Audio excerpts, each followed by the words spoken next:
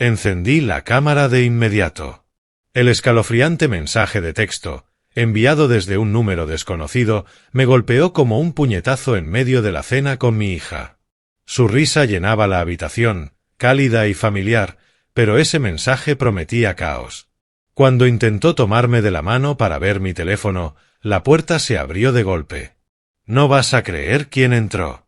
Antes de seguir, suscríbete al canal, dale like al vídeo y cuéntanos en los comentarios desde dónde nos estás escuchando. Mis manos temblaban mientras sostenía el cheque. La firma parecía mía, pero los trazos eran irregulares, como si alguien hubiera intentado con demasiado esfuerzo imitar mi último trazo. $5.000 a nombre de efectivo. Fecha: hace 3 días. Yo jamás había escrito ese cheque. La puerta de la cocina crujió detrás de mí. Emily entró, un bolso de diseñador colgando de su hombro, las llaves tintineando entre sus dedos perfectamente cuidados. Se quedó helada al verme sentado a la mesa. «Papá, ¿qué haces con eso?» Levanté el cheque para que lo viera, mi voz más firme de lo que me sentía. «Esto es obra tuya, ¿verdad? Esta firma claramente no es mía». Su rostro perdió el color. Dio un paso hacia mí, extendiendo la mano para tomar el papel. «Papá, no es lo que piensas. Solo necesitaba». Retiré el cheque y me puse de pie tan rápido que la silla chirrió contra el suelo. «Has falsificado mi firma». «Escúchame», su voz se quebró. «Estoy en problemas, ¿de acuerdo? Problemas de verdad. Las facturas se acumulan y no podía pedirte ayuda otra vez después de la última vez. Así que decidiste robarme». La compostura de Emily se rompió. Se aferró al borde de la encimera, los nudillos blancos. «No es robar. Eres mi padre. Sabía que me ayudarías si entendieras». «¿Entender qué? ¿Que mi hija es una criminal?» La palabra la golpeó como una bofetada. Sus ojos brillaron con algo peligroso. «¿Criminal? ¿En serio? Después de todo lo que he pasado desde que mamá murió, ¿crees que yo quería llegar a esto?» El pecho se me apretó. La muerte de Margaret había sido dura para los dos, pero Emily había caído en una espiral que yo no podía seguir. Apuestas, compras compulsivas, mentiras sobre el destino del dinero. «Tu madre siempre temió que amases más el dinero que a las personas», dije en voz baja. «No». Su tono se volvió gélido. «No te atrevas a meter a mamá en esto. Ella habría entendido». ¿Entendido qué? ¿Que me ayudaría falsificando cheques y mintiendo a los bancos? Emily me sostuvo la mirada un largo instante. Luego soltó una risa rota. ¿De verdad crees que esto es por un solo cheque? No tienes idea, ¿verdad? Algo en su tono me heló el estómago. ¿De qué estás hablando? Se giró hacia la sala. Olvídalo. Olvida todo. La seguí aún con el cheque en la mano. Emily, ¿qué querías decir? ¿Qué es lo que no sé? Ella estaba metiendo cosas en su bolso. El cargador del teléfono, un frasco de perfume, moviéndose con la rapidez nerviosa de alguien que planea huir. Emily, respóndeme. ¿Quieres respuestas? Giró sobre sus talones, los ojos encendidos. Está bien. No es la primera vez, papá. Ni siquiera cerca. Y, para ser honesta, no me arrepiento. Tú te sientas en esta casa contando tus monedas mientras yo me ahogo. Felicidades, me atrapaste por fin. Sentí que la habitación daba vueltas. Mis piernas se debilitaron. ¿Qué estás diciendo? Que nunca me entendiste. Mamá sí, pero tú solo juzgas. Siempre críticas, nunca soluciones. Cerró el bolso de un tirón. Ya terminé de intentar explicarme ante alguien que solo me ve como una decepción. ¿Cuántas veces? Pregunté apenas en un susurro. Emily se detuvo en la puerta, la mano en el picaporte. Me miró con algo que pudo ser lástima. Más de lo que quieres saber, papá. Mucho más. La puerta se cerró de golpe. Por la ventana la vi caminar hacia su coche, los tacones resonando en el camino de entrada. El motor rugió y se fue. Me quedé solo en la sala, aún sosteniendo el cheque que había empezado todo. Afuera, el perro de un vecino ladró una vez y cayó. El vagón del metro se sacudía bajo mis pies al llegar a la estación del distrito financiero. Apenas había dormido. Las palabras de Emily seguían repitiéndose en mi mente, más de lo que quieres saber. El cheque pesaba en el bolsillo de mi chaqueta, doblado y redoblado hasta que las arrugas se habían suavizado. Necesitaba saber hasta dónde llegaba todo. El edificio del banco se alzaba 40 pisos hacia el gris del cielo. Dentro, los suelos de mármol reflejaban las luces fluorescentes y el bullicio de la mañana me rodeaba. Pedí hablar con alguien que pudiera ayudarme a revisar mi historial. ¿Señor Harper? Una mujer de unos 30 años se acercó, tendiéndome la mano. Soy Sarah Wilson, especialista en préstamos. Entiendo que tiene preguntas sobre su cuenta. Nos sentamos en su escritorio, separados por pilas de documentos perfectamente alineados y una pantalla de computadora que giró hacia mí. Saqué el cheque con los dedos temblorosos. Encontré esto ayer en mi cocina. No lo escribí yo. Sarah lo examinó, y su sonrisa profesional se desvaneció apenas. Ya veo. Déjeme abrir su perfil completo. Sus dedos volaron sobre el teclado. Señor Harper, usted tiene un préstamo activo de $500,000. Las palabras me golpearon como agua helada. Eso es imposible. Jamás pedí tal préstamo. Fue aprobado hace 6 meses, dijo, girando la pantalla. Aquí está su firma en todos los documentos. Me incliné, entrecerrando los ojos para mirar las imágenes digitales. La firma era idéntica a la mía, pero yo no recordaba nada de esos papeles, ni de esas fechas, ni de esas cantidades. Esto es falsificación. Mi voz sonaba lejana. Mi hija. Dios mío, ¿qué ha hecho? La expresión de Sarah se suavizó. Lo lamento mucho, señor Harper. Es una situación muy grave. Si estas firmas son fraudulentas, muéstreme todo. Durante los siguientes 20 minutos, me guió por un rastro de destrucción financiera. El préstamo de $500,000 era solo el principio. Tarjetas de crédito abiertas a mi nombre, préstamos más pequeños, adelantos en efectivo, todos con mi firma falsificada, todos aprobados porque mi puntaje de crédito había sido impecable hasta entonces. La exposición total es de aproximadamente $700,000, dijo con suavidad. La vista se me nubló. 700,000. Todos mis ahorros para la jubilación, la plusvalía de mi casa, todo lo que Margaret y yo habíamos construido en 40 años, desaparecido. ¿Cuándo empezó? La primera transacción fue hace 11 meses. Una tarjeta pequeña, apenas $5,000. Luego todo se disparó. 11 meses. Justo después del funeral de Margaret. Cuando Emily estaba tan destrozada, cuando yo intentaba consolarla, ella estaba planeando esto. ¿Qué opciones tengo? Sarah me entregó una pila de copias impresas. Debe presentar denuncias por robo de identidad. El banco investigará. Pero, señor Harper, hizo una pausa, eligiendo bien sus palabras. Este nivel de fraude sistemático, y más viniendo de un familiar, va a ser complicado. Me levanté con las piernas temblorosas, abrazando los documentos contra el pecho. El aire acondicionado del banco me envolvía como un frío ártico que me calaba hasta los huesos. Gracias, logré decir. Señor Harper, continuó Sarah, debo informarle que algunos de estos préstamos ya están en mora. Recibirá notificaciones legales muy pronto. El ascensor para bajar pareció tardar una eternidad. Cuando por fin pisé la acera, el calor veraniego me golpeó como una pared. A mi alrededor, la gente caminaba con cafés en la mano, hablando por teléfono, viviendo sus vidas normales, mientras la mía se desmoronaba. Bajé la vista hacia los documentos que sostenía. Pruebas, en blanco y negro, de la traición de mi hija. Las llaves cayeron sobre la encimera de la cocina con un golpe seco. La casa se sentía distinta, como si hubiera entrado a una escena del crimen.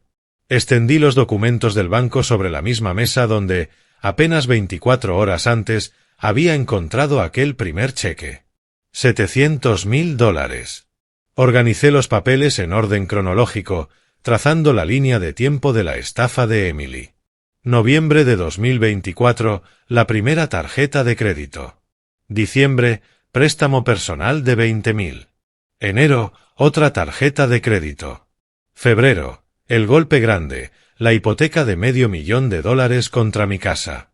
Mi casa. La que Margaret y yo compramos recién casados, donde criamos a Emily, donde Margaret murió, en nuestra habitación de arriba. Fui hasta la sala, sintiendo la necesidad de ver su rostro. La fotografía de Margaret me sonreía desde la repisa de la chimenea, tomada en nuestro 30 aniversario.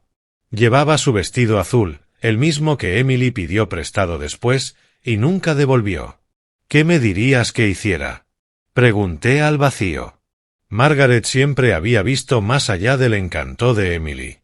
Ella ama más el dinero que a las personas, me dijo una vez, después de que Emily pidiera prestados $200 y desapareciera una semana.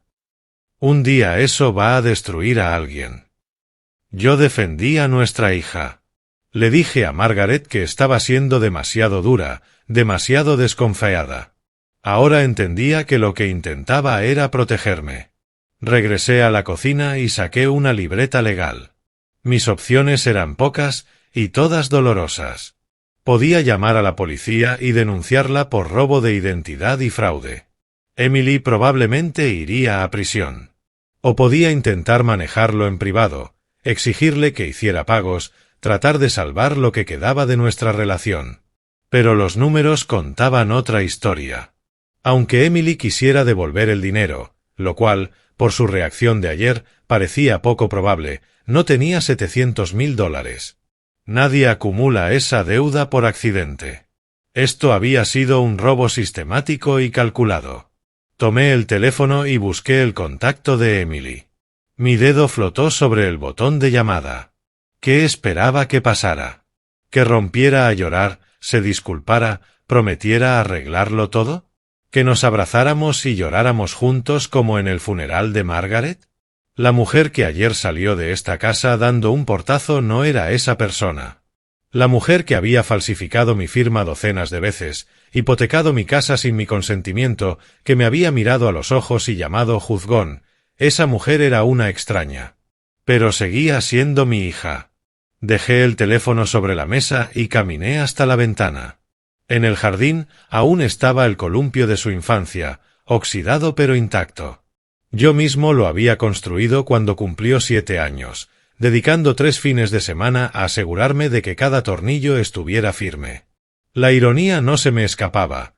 Había pasado su vida intentando mantenerla a salvo, y había crecido para convertirse en la persona de la que yo necesitaba protegerme. El teléfono vibró. Un mensaje de Mike, mi antiguo compañero. ¿No he sabido de ti en semanas? ¿Café esta tarde? Mike Reynolds. 25 años en el Departamento de Policía de Nueva York. Ahora retirado, pero aún tan agudo como una navaja. Había visto todo tipo de tragedias familiares, todo tipo de traiciones. Quizá él sabría qué hacer cuando tu propio hijo te destruye la vida.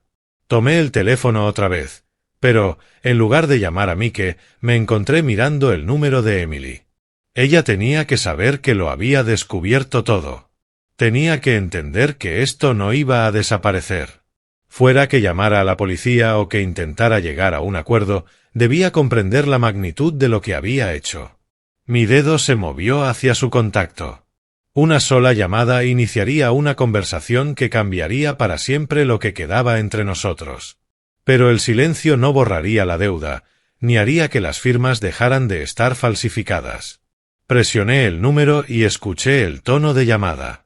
24 horas después, seguía mirando su contacto en la pantalla de mi teléfono. Los documentos del banco estaban esparcidos por la mesa de la cocina como evidencia en una investigación. Había ensayado lo que iba a decir una docena de veces, pero mi dedo todavía temblaba sobre el botón de llamada. El teléfono sonó 4 veces antes de que respondiera. ¿Qué quieres, papá? Su voz tenía el mismo filo helado de nuestra última conversación. Emily, sé lo del préstamo de $500,000. Explícame esto. El silencio se estiró entre nosotros. Podía oír una televisión de fondo, alguna comedia con risas enlatadas que sonaban obscenas dadas nuestras circunstancias. ¿Qué préstamo?, preguntó al fin, pero algo en su tono había cambiado. La seguridad se había resquebrajado, dando paso a una ligera incertidumbre. El de 500.000 que pediste contra mi casa. El banco me mostró todo. Papá, estás exagerando. Son solo dificultades financieras temporales. ¿Temporales? Apreté el teléfono con fuerza, mi voz subiendo de tono. Tengo aquí 12 documentos falsificados, Emily. 12 tarjetas de crédito, préstamos personales, adelantos de efectivo, $700.000 en total. El sonido de la televisión se apagó de golpe en su lado de la línea. La imaginé tomando el control remoto con manos temblorosas, igual que yo había agarrado aquel primer cheque. ¿Fuiste al banco? Su voz ahora sonaba pequeña, como la niña que me pedía cuentos antes de dormir. Tenía que saber hasta dónde llegaba esto. Y ahora lo sé. Tomé uno de los documentos y comencé a leer. 15 de noviembre de 2024. Préstamo personal, 20.000. 3 de diciembre, otra tarjeta de crédito. Enero. Basta. Su voz salió cortante. Basta, ¿de acuerdo? No quise que llegara tan lejos. Pero llegó, Emily. Hipotecaste mi casa. La casa que tu madre y yo compramos juntos. Donde ella murió, donde yo planeaba pasar mis últimos años. Siempre piensa solo en el dinero. Su voz se volvió venenosa. ¿Y qué hay de lo que yo he pasado? ¿De mis problemas? Mi mano libre se cerró en un puño. ¿Tus problemas? Esos los creaste tú, robándole a tu propio padre. No robé. Solo, necesitaba ayuda. Y tú siempre eres tan tacaño con todo. Mamá tenía razón sobre ti. La mención de Margaret fue como un golpe físico. Ni se te ocurra mencionar a tu madre. Se avergonzaría de lo que te has convertido. ¿Avergonzarse? Ella me entendía. Sabía lo que era necesitar cosas, querer una vida mejor. Tú nunca entendiste a ninguna de las dos. Me levanté, caminando hacia la ventana. Afuera, la señora Chen, la vecina, regaba su jardín, viviendo una vida tranquila mientras la mía se derrumbaba. Tu madre me advirtió sobre tu relación con el dinero, dije en voz baja. Ella dijo que lo amabas más que a las personas. Yo te defendí entonces. ¿Ella dijo eso? La voz de Emily se quebró. Dijo que un día eso destruiría a alguien. Yo pensé que se refería a mí, jamás imaginé que hablaba de ti. Papá, escúchame. No, escúchame tú. Las palabras me salieron más duras de lo que pretendía. Confié en ti. Después de que tu madre murió, intenté estar ahí para ti. Te di dinero cuando me lo pediste, nunca pregunté a dónde iba. Y así es como me pagas. No entiendes la presión que tengo, las facturas, los pagos. Presión que tú misma creaste. Yo tenía un plan de jubilación sencillo, suficiente para vivir cómodamente, quizá hacer el viaje del que Margaret y yo siempre hablábamos. Y ahora puedo perderlo todo, porque mi propia hija es una criminal. No soy una criminal. Falsificaste mi firma docenas de veces. Pediste préstamos a mi nombre. Robaste $700.000. ¿Cómo llamas a eso? La línea quedó en silencio, salvo por su respiración. Una respiración pesada, enfadada, que me recordó a sus berrinches de niña. Lo llamo sobrevivir, dijo al fin. Y si no puedes entender eso, entonces tal vez mamá tenía razón en más cosas que solo el dinero. ¿Qué se supone que significa eso? Averigualo tú. La llamada se cortó. Me quedé mirando la pantalla negra del teléfono que reflejaba mi rostro cansado. A lo lejos, escuchaba niños jugando en algún jardín, su risa flotando en el aire tibio de la tarde. $700.000. Mi hija. Mi única familia. Dejé el teléfono junto a los documentos y traté de pensar en el siguiente paso. A la mañana siguiente subí las escaleras conocidas hacia el apartamento de Mike, sosteniendo una carpeta manila repleta de documentos del banco. Mis piernas se sentían pesadas, como si caminara dentro de un río profundo. Apenas había dormido después de que Emily colgara. Mike abrió a la segunda llamada. Su rostro curtido se frunció de inmediato con preocupación. Ion, tienes un aspecto terrible. Necesito hablar con alguien que entienda de criminales. Se hizo a un lado, invitándome a pasar a su pequeña cocina. El café burbujeaba en la cafetera, llenando el aire con un aroma reconfortante. Mike siempre había sido una presencia estable. 25 años en el Departamento de Policía de Nueva York, retirado ahora, pero aún afilado como una navaja. ¿Qué está pasando? Me senté en su mesa de madera marcada por los años y abrí la carpeta. Los papeles se desparramaron como acusaciones. Mike, no sé qué hacer, es mi hija. Sirvió 2 tazas de café, negro para los dos, y se sentó frente a mí. Sus ojos grises, los mismos que habían interrogado a incontables sospechosos, se fijaron en los documentos. Empieza desde el principio. Así lo hice. El cheque falsificado en mi cocina, la visita al banco, el descubrimiento horrendo de un fraude sistemático. Mike escuchó sin interrumpir, tomando de vez en cuando algún papel para examinarlo de cerca. $500,000, dijo finalmente, dejando un documento de préstamo sobre la mesa. Ion, esto es un delito grave. No estamos hablando de robar en una tienda o de un cheque sin fondos. Pero no puedo mandar a mi propia hija a prisión. Mike se recostó en la silla, estudiándome con la paciencia de quien ha escuchado todas las tragedias familiares posibles. Y ella puede destruirte financieramente. ¿Has pensado en eso? Lo había hecho. Toda la noche, acostado en la cama, mirando el techo donde Margaret y yo solíamos planear nuestro futuro juntos. Dame un poco más de tiempo, quizá recapacite. ¿Tiempo para qué? ¿Para falsificar más firmas? ¿Para que esto se arregle solo? Mike se levantó, caminando hacia la ventana de su cocina que daba a la misma calle de Brooklyn donde ambos habíamos vivido durante décadas. Ion, en mi experiencia, las personas que cometen este nivel de fraude no desarrollan de repente un sentido moral. No es una delincuente callejera, Mike. Es mi hija, que me robó $700,000. Se giró para mirarme. Familia o no, eso es fraude grave. Múltiples cargos. Lo observé mientras organizaba los papeles en pilas ordenadas, con sus instintos de policía activándose. Documento por documento, estaba armando un caso, probablemente sin darse cuenta. ¿Qué harías tú? Pregunté. ¿Si fuera mi hijo? Mike se sentó de nuevo, suavizando apenas su expresión. Querría creer que podría cambiar, pero también me protegería. ¿Cómo? Presenta una denuncia policial. Deja todo registrado oficialmente. Incluso si no presentas cargos de inmediato, necesitas protección legal. La idea de ir a una comisaría y decirle a extraños que mi hija era una ladrona me revolvía el estómago. No puedo, no todavía.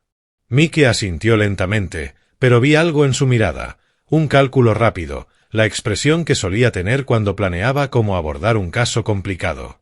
Está bien, dijo. Pero prométeme algo, Ion, no dejes que te convenza de hacer nada estúpido. No firmes nada. No le des acceso a más cuentas. No lo haré. Y guarda bien estos documentos, dijo, señalando el montón. Son tu única prueba. Recogí todo de nuevo en la carpeta, de repente agotado. Mike me acompañó hasta la puerta, su mano firme sobre mi hombro. Eres un buen padre, pero a veces los buenos padres tienen que tomar decisiones difíciles. Caminé de regreso a casa lentamente, la carpeta bajo el brazo como un escudo. Detrás de mí no vi a Mike volver a su cocina, ni tomar su teléfono, ni la expresión decidida que cruzó su rostro curtido. Algunas decisiones, estaba a punto de aprender, se toman por ti. Pasaron 3 días de silencio. Esperé junto al teléfono, con la esperanza de que Emily llamara con una explicación, una disculpa, alguna señal de que la hija que había criado todavía existía dentro de la extraña que colgó aquella última vez. El jueves por la noche, mientras picoteaba una cena recalentada en el microondas, el teléfono sonó. El nombre de Emily iluminó la pantalla. «Hola, papá». Su voz sonaba completamente diferente, suave, vacilante, casi tímida. He estado pensando en nuestra última conversación. Por poco se me cae el teléfono. No esperaba que me llamaras. Lo sé, y lo siento. Estaba enfadada y asustada, y dije cosas que no quería decir. Hizo una pausa. Pude escuchar cómo tomaba aire de forma temblorosa. He estado reflexionando mucho estos días. Mi corazón empezó a latir con algo peligrosamente parecido a la esperanza. ¿De verdad? Me doy cuenta de que te hice daño, mucho daño. Y quiero arreglarlo todo. Su voz tenía el mismo tono que usaba de niña cuando rompía algo y quería solucionarlo antes de que yo me diera cuenta. Yo también quiero eso, cariño. ¿Quieres venir a cenar mañana? Cocinaré tu plato favorito, ese estofado con zanahorias que tanto te gustaba cuando mamá lo hacía. Las lágrimas me picaron en los ojos. El estofado de Margaret. Emily no lo había preparado desde el funeral. Por supuesto. Sabía que al final lo entenderías. Lo entiendo. Y papá, trae todos esos papeles del banco. Vamos a revisarlo todo juntos y encontraremos la forma de arreglar este desastre. El alivio que me recorrió fue tan intenso que tuve que sentarme. ¿De verdad? ¿Lo dices en serio? Lo digo en serio. Mañana a las 7. Está bien. Y, papá. ¿Sí? Te quiero. Sé que no lo digo lo suficiente, pero te quiero. Después de que colgó, me quedé sentado en la cocina, sonriendo como un tonto. La Emily que me había llamado era la Emily que yo recordaba, reflexiva, arrepentida, dispuesta a asumir responsabilidades. La mujer dura de nuestra última conversación debía haber sido la voz del miedo, el pánico de sentirse atrapada. Las personas podían cambiar, sobre todo cuando comprendían lo que podían perder. Pasé el día siguiente planeando lo que diría y cómo trabajaríamos juntos para resolver aquel desastre financiero. Quizá podría conseguir un préstamo de su empresa, o podríamos pactar un plan de pagos con los bancos. Lo importante era que lo afrontaríamos juntos, como familia. A las 6:30 cargué la carpeta Manila en el coche y conduje hacia Manhattan. El tráfico estaba ligero y encontré estacionamiento justo frente al edificio de Emily. Todo parecía estar encajando. En el ascensor, rumbo a su piso, me descubrí tarareando, algo que no hacía desde que Margaret murió. El aroma a estofado me envolvió apenas Emily abrió la puerta, y por un instante sentí que retrocedía en el tiempo. Papá me abrazó con fuerza. Noté que se había peinado como a Margaret le gustaba. Me alegra tanto que hayas venido. La mesa estaba puesta con su mejor vajilla, velas titilando entre copas de vino. Incluso llevaba el vestido que le regalé la última Navidad. Esto se ve maravilloso, M.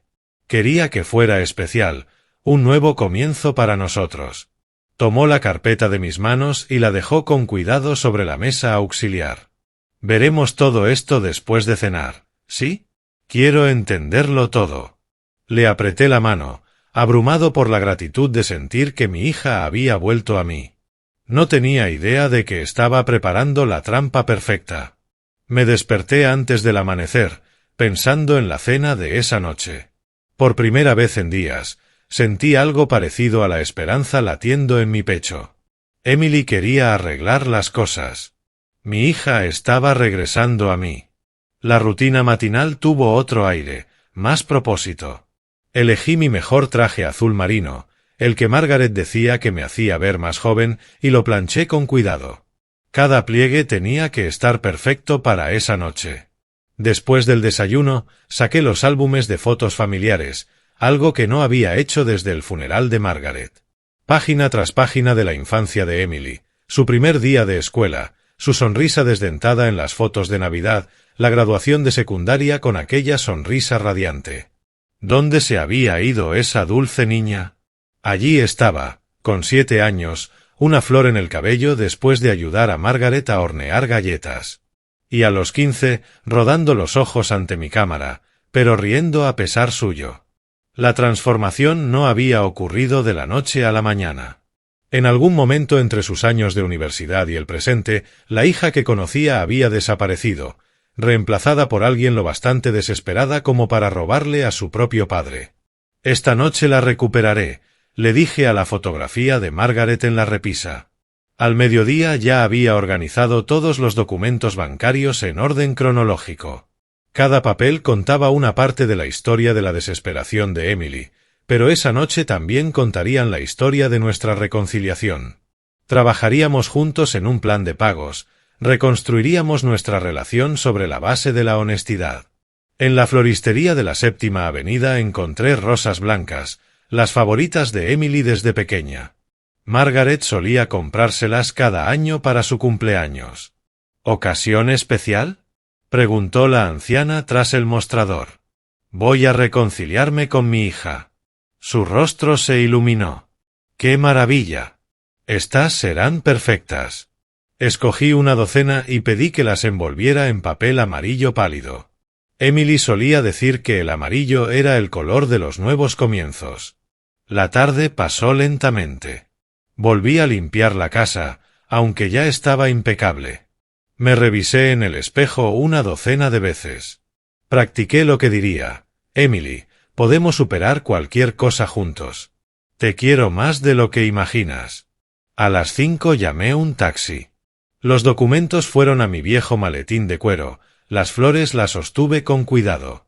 El anillo de compromiso de Margaret, que había guardado para el día de la boda de Emily, lo metí en el bolsillo de mi chaqueta. Quizá esa noche se lo daría de todas formas, como símbolo de una confianza recuperada. El trayecto en metro hasta Manhattan se sintió eterno. Los demás pasajeros iban y venían, absortos en sus vidas, mientras yo me aferraba al maletín que contenía tanto las pruebas de los delitos de mi hija como el camino hacia nuestro perdón. El edificio de Emily se erguía ante mí, vidrio y acero alzándose hacia el cielo que empezaba a oscurecer. Revisé mi reloj, 6:55 de la tarde. Perfecto. En el ascensor, mi reflejo me devolvió la mirada, esperanzado, nervioso, creyendo todavía que el amor podía con todo. Las flores llenaban el pequeño espacio con su dulce aroma, prometiendo nuevos comienzos. Esa noche, todo sería diferente. Las puertas se abrieron y vi a Emily esperándome en la entrada, deslumbrante con el vestido azul que le regalé la última Navidad. Se adelantó para abrazarme con lo que parecía un calor genuino. «Papá, te ves increíble». Tomó las flores, hundiendo el rostro entre los pétalos. «Rosas blancas, te acordaste». Su apartamento olía a estofado, tal como había prometido. La mesa del comedor estaba dispuesta con su mejor vajilla, velas titilando entre copas de cristal. Por un momento, fue como volver a las cenas familiares cuando Margaret aún vivía. «Esto es precioso, M». Quería que fuera especial, un nuevo comienzo para nosotros. Me guió hasta el sofá, tomó mi maletín y lo dejó con cuidado sobre la mesa auxiliar. «¿Vino? Tengo ese merlot que tanto te gusta». Nos sentamos frente a frente en aquella mesa elegante, pero algo se sentía raro. Emily lanzaba miradas constantes hacia mi maletín. En la mesa de centro vi, apenas cubiertas por revistas, facturas y avisos de pago atrasados, el rastro del caos financiero que apenas lograba esconder. «El estofado está igual que el de mamá», comenté, intentando recuperar la calidez de nuestra conversación telefónica. Encontré su tarjeta de receta. Emily sonrió, pero parecía forzada. «Papá, ¿sobre esos documentos que trajiste?» «Ya llegaremos a eso». Corté otro trozo de carne, saboreando el sabor familiar. «Lo importante es que estamos hablando de nuevo». «Sí, yo también me alegro», pero su pierna rebotaba bajo la mesa, una energía nerviosa que no podía contener. «¿Cuánto dijiste que era el total?» «700.000». La observé con atención. Pero, Emily, lo importante es que vamos a resolverlo juntos. Asintió rápido. Demasiado rápido. Exactamente. Eso es lo que quiero hablar. Sus dedos tamborileaban contra la copa de vino. He estado pensando en la logística. Me alegra tanto que te lo tomes en serio. Oh, claro que sí. Emily se inclinó hacia adelante, su expresión cambiando a algo más calculado. Esto es lo que necesito de ti, papá. Para devolver ese dinero, voy a necesitar capital para empezar. Un dinero inicial para el plan de pago. Mi tenedor se detuvo a medio camino hacia mi boca. ¿Dinero inicial? Solo un pequeño préstamo, quizá unos $100,000 para comenzar. Tengo oportunidades de inversión que podrían generar ingresos y devolverte el dinero rápidamente. El estofado se volvió ceniza en mi boca. Emily, me debes $700,000. No he venido aquí para prestarte más dinero. Pero, papá, piénsalo lógicamente. Su voz adoptó el tono condescendiente que usaba de adolescente cuando trataba de convencerme de que le ampliara el toque de queda. No puedo ganar dinero para pagarte si no tengo dinero para invertir. Dejé el tenedor sobre el plato, mirándola fijamente a través de la mesa iluminada por las velas. ¿De verdad me estás pidiendo más dinero? Te estoy proponiendo una solución de negocios. La máscara de dulzura de Emily empezaba a resquebrajarse. ¿Quieres recuperar tu dinero, no? Pues así es como lo conseguimos. Emily, esto es absurdo. Me robaste. Falsificaste mi firma docenas de veces. Hipotecaste mi casa. ¿Y ahora quieres que te dé más?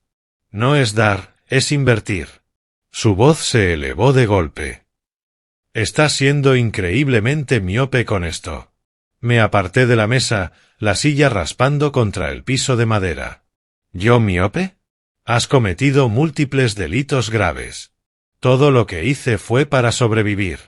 Emily también se puso de pie, su fachada finalmente resquebrajándose por completo. No tienes idea de la presión que tengo, de lo que significa vivir en esta ciudad y mantener una vida decente.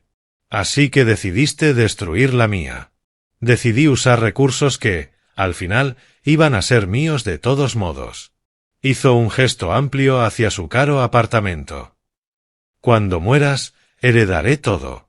Solo necesitaba acceso a una parte. Ahora. Sus palabras me golpearon como un puñetazo. Esa no era mi hija hablando. Era una extraña con el rostro de Emily, calculando fríamente mi muerte como una oportunidad de negocio. Lárgate, dijo de pronto. ¿Qué? Lárgate de mi apartamento. Llévate tu indignación moral y tu santurronería.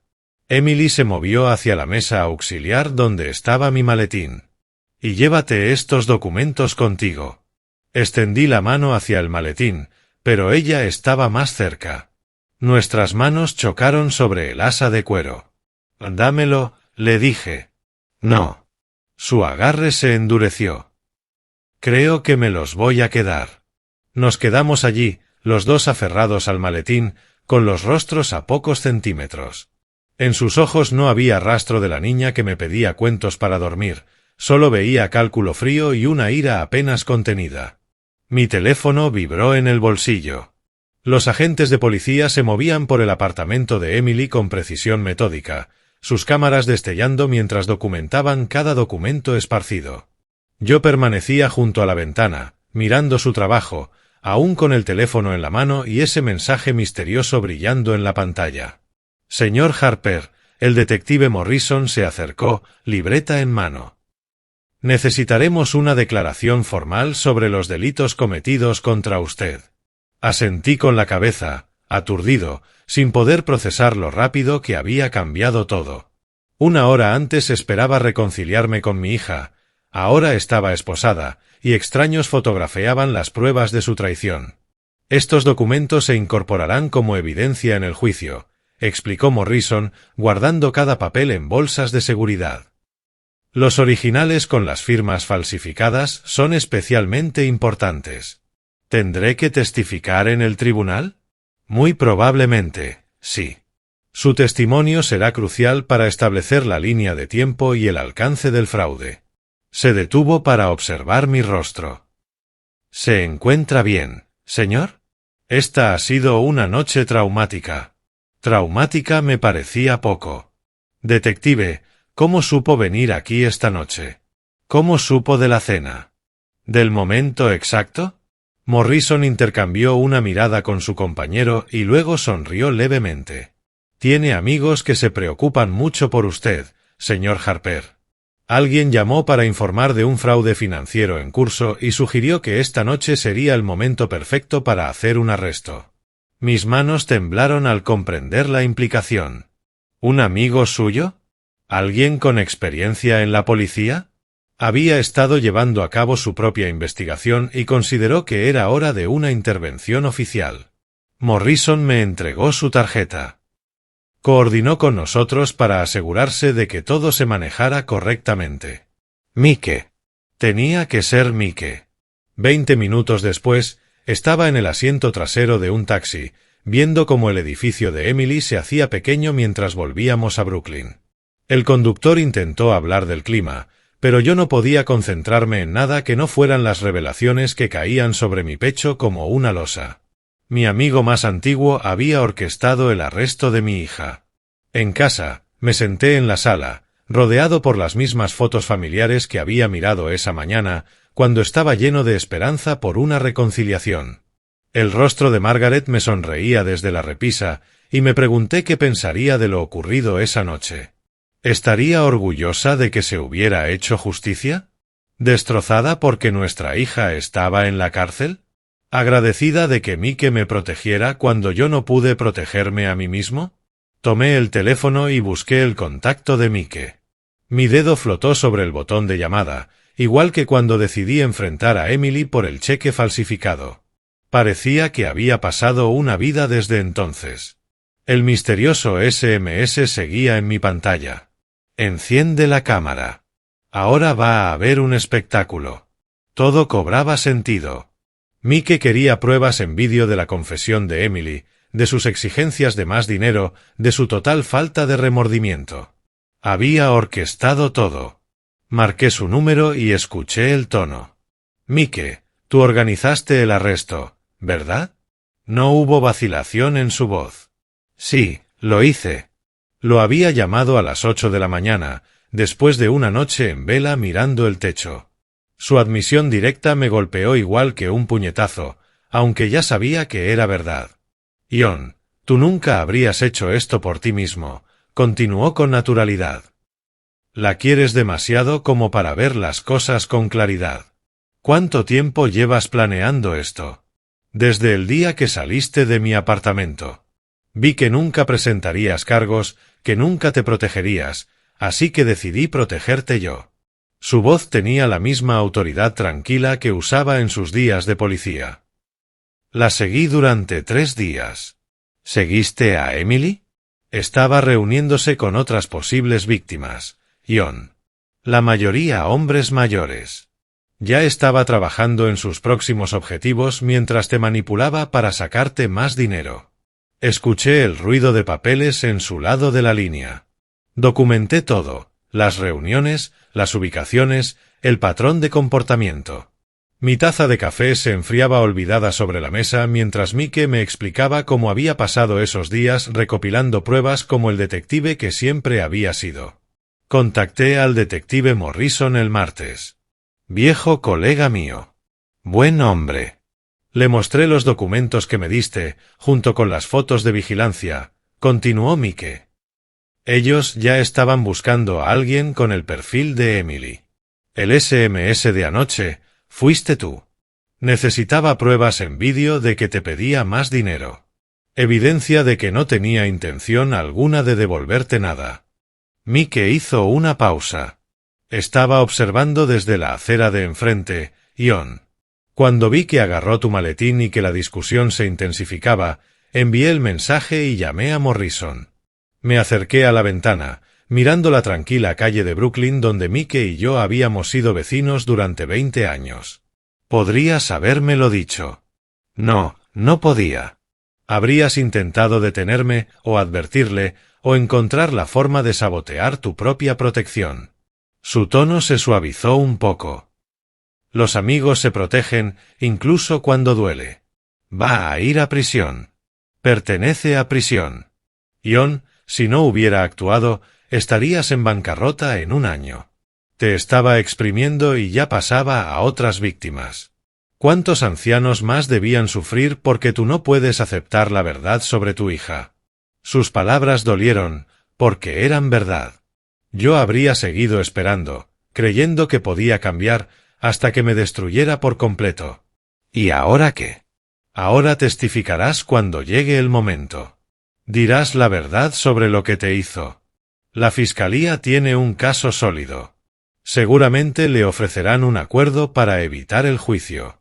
Me dejé caer en la silla de la cocina, de repente agotado. No sé cómo sentirme con esto. Siéntete agradecido de que alguien se preocupara lo suficiente como para hacer lo que tú no podías. Su voz ahora era más suave. Siéntete aliviado de que tu futuro financiero esté seguro. Siéntete orgulloso de que por fin la estás haciendo responsable. ¿Vendrás conmigo a la audiencia? Por supuesto.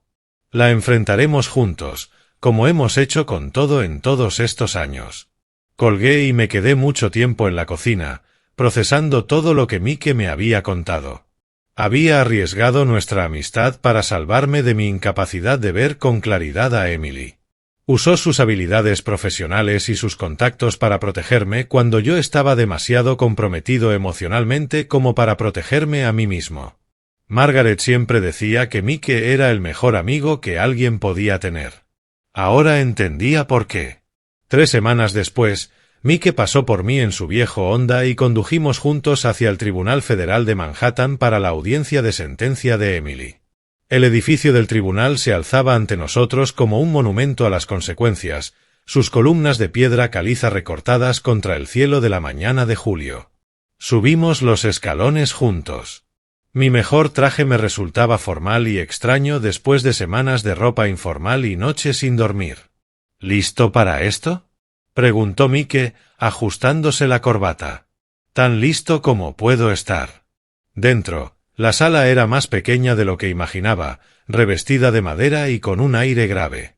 Emily estaba sentada en la mesa de los acusados, con un mono naranja, el cabello recogido con severidad. No se parecía en nada a la mujer arreglada que me sirvió la cena 3 semanas atrás. No me miró cuando entré. La jueza Patricia Thornton presidía con una autoridad tranquila. Su cabello gris y sus gafas de montura fina le daban el aspecto de alguien que ya había visto todas las miserias humanas y no se sorprendía por ninguna. «Señor Harper», dijo cuando llegó mi turno, «¿quiere ofrecer una declaración como víctima?» Me puse de pie con las piernas temblorosas, el discurso preparado temblando en mis manos. «Su señoría, mi hija me robó $700,000 en el transcurso de 11 meses. Falsificó mi firma, abrió cuentas a mi nombre e hipotecó mi casa sin mi consentimiento». Mi voz se fue volviendo más firme mientras continuaba. «Pero el daño financiero no es lo peor. Destruyó mi confianza, manipuló mi amor por ella y no mostró arrepentimiento hasta que fue atrapada. Incluso entonces, exigió más dinero en lugar de ofrecerse a arreglar las cosas». Los hombros de Emily temblaron ligeramente, pero aún así no se dio la vuelta. «Amo a mi hija», concluí, «pero no puedo seguir permitiendo que su comportamiento destructivo continúe. Debe enfrentar las consecuencias de sus decisiones». Cuando Emily tuvo la oportunidad de hablar, se levantó lentamente, con la voz apenas audible. «Lamento lo que le hice a mi padre. Estaba desesperada y tomé decisiones terribles». Pero incluso su disculpa sonaba calculada, ensayada durante semanas en custodia. La sentencia de la jueza Thornton fue clara y definitiva. Emily Harper se le condena a 4 años en prisión federal por robo de identidad, falsificación de documentos y fraude bancario. También se le ordena la restitución total al perjudicado por la cantidad de $700,000. El mazo golpeó con un sonido como de puerta que se cierra para siempre. Cuando se la llevaron, Emily finalmente me miró. «Espero que estés feliz ahora», dijo en voz baja. Espero que aprendas responsabilidad, respondí. Fuera del tribunal, Mike y yo bajamos lentamente los escalones, el calor del verano envolviéndonos como una ola purificadora. Se ha hecho justicia, amigo, dijo simplemente. Asentí, sintiendo algo que no había experimentado en meses. Paz. No felicidad. No había nada feliz en ver a tu hijo enfrentar las consecuencias de sus crímenes. Pero sí paz, después de meses de manipulación y mentiras. Gracias, le dije a Mike, por hacer lo que yo no podía hacer. Para eso están los amigos. Caminamos hacia su coche, dos viejos que habían aprendido que, a veces, proteger a alguien significa negarse a permitir que siga destruyéndose. Margaret lo habría entendido. Siempre supo que el amor sin límites no es amor, es otra forma de daño. Emily cumpliría su condena, pagaría su deuda y, con suerte, aprendería algo sobre la responsabilidad. Yo reconstruiría mi seguridad financiera y seguiría adelante con la certeza de que, por fin, había elegido la justicia por encima de una lealtad mal entendida. Las balanzas, al fin, se habían equilibrado.